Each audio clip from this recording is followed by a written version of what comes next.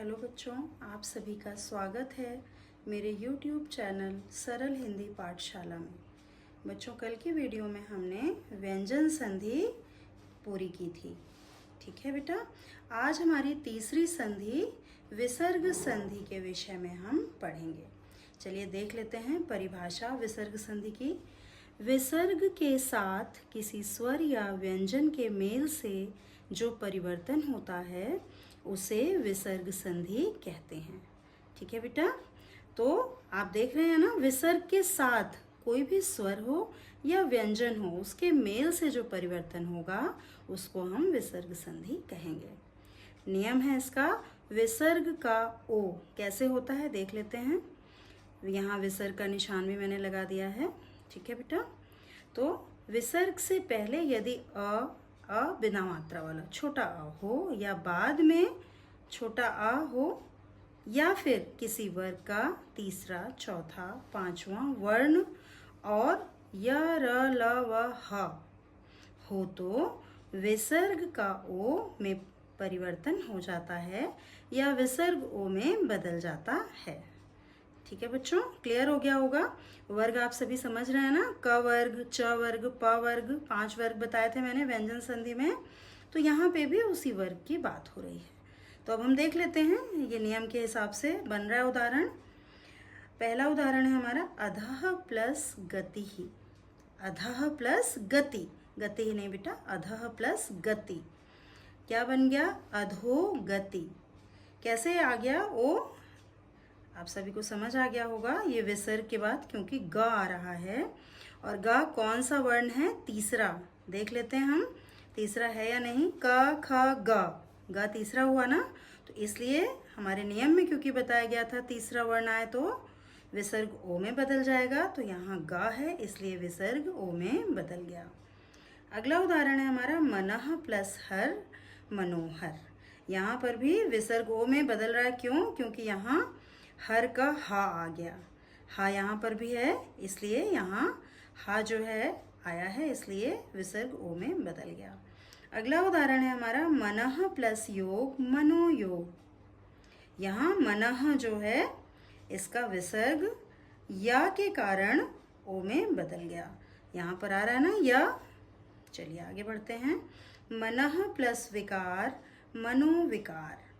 यहाँ पर विसर्ग है, इसके बाद वा आ रहा है, इसलिए ये क्या बन गया? ओ बन गया। मनः जो है वो मनो बन गया। ठीक है बेटा, वा यहाँ पर है देखिए नियम में।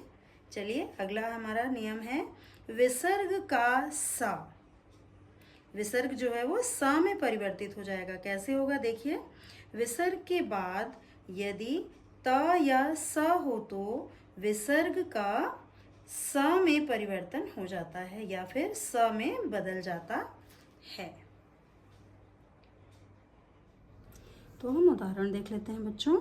नमः प्लस ते नमस्ते। यहाँ पर क्यों आया अध स? क्योंकि ये विसर्ग के बाद ता आ रहा है। ठीक है बेटा, फिर अगला है निहि प्लस तार निस्तार। कैसे बन गया? क्योंकि यहाँ विसर्ग के बाद ता आ रहा है। ठीक है, अगला है दुह प्लस साहस दुस्साहस। यहाँ पर कैसे बन गया? डबल सा कैसे बन गया? क्योंकि यहाँ पर हमें बताया गया था पीछे नियम में कि विसर्ग के बाद यदि ता हो या सा हो तो विसर्ग स में बदल जाता है। तो यहाँ आपने 2 उदाहरण देख लिए ता के बच्चों और एक उदाहरण देख लिया सा का। ठीक है बेटा, तो यहाँ पर देखिए विसर्ग जो है वो आधा सा बन गया। ठीक है, सभी जगह विसर्ग आधा सा बन रहा है बेटा, ये ध्यान देना, पूरा सा नहीं बन रहा है, विसर्ग आधे सा में परिवर्तित हो रहा है। ठीक है, अगला नियम इसका है विसर्ग का रा। क्या है? विसर्ग का रा। यहाँ पे ये हलंत दोबारा लगा देती हूँ, नीचे हो गया, क्लियर नहीं हो रहा है। ठीक है, अगला है हमारा देखिए, यदि विसर्ग से पहले आ से भिन्न, भिन्न मतलब अलग, आ से भिन्न कोई स्वर हो और बाद में कोई स्वर या किसी वर्ग का तीसरा, चौथा, पांचवा अक्षर हो। अक्षर या वर्ण सेम थिंग्स हैं बेटा। अक्षर हो अथवा य, र, ल व ह में से कोई वर्ण हो तो विसर्ग का क्या बन जाता है, र हो जाता है। ठीक है बेटा, देख लेते हैं हम उदाहरण से, आपको क्लियर हो जाएगा। आशीहि प्लस वाद, आशीर्वाद। ठीक है, आशीर्वाद जो हमारा वर्ण शब्द है वो कैसे बना देख लीजिए। आशीहि प्लस वाद, यहाँ पर जो विसर्ग है ये जाकर ऊपर र बन गया बेटा। ठीक है, क्योंकि आधा बनता है, आपको पता है, ऊपर भी आपने समझा था। तो यहाँ पर ये क्यों बना, क्योंकि ये विसर्ग के बाद व आ रहा है। ये देखिए व आने पे था ना कि विसर्ग का र हो जाएगा, तो इसलिए ये व के ऊपर र लग गया और आशीर्वाद बन गया। अगला हमारा उदाहरण है निहि प्लस बल, निर्बल।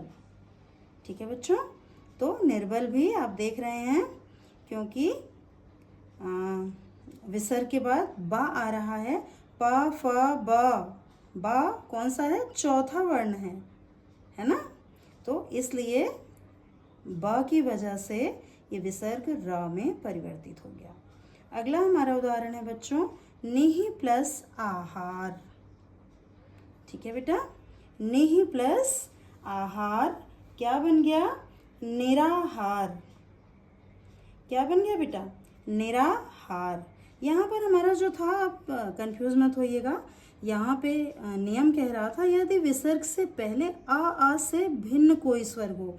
विसर्ग से पहले बात हो रही थी बेटा, कोई भिन्न स्वर। ठीक है, तो भिन्न स्वर है ना, यहाँ बड़ी है, यहाँ छोटी है, छोटी छोटी है ना, तो और यहाँ पर देखिए कोई भी स्वर हो तो फिर यहाँ पर विसर्ग का र बनता है। ठीक है, तो ये विसर्ग का यहाँ र बन गया और वो आ में आ लग गया, रा में बन गया निराहार। निराहार मतलब बिना आहार के, कहते हैं ना निराहार व्रत किया है, बिना खाना खाया व्रत किया है।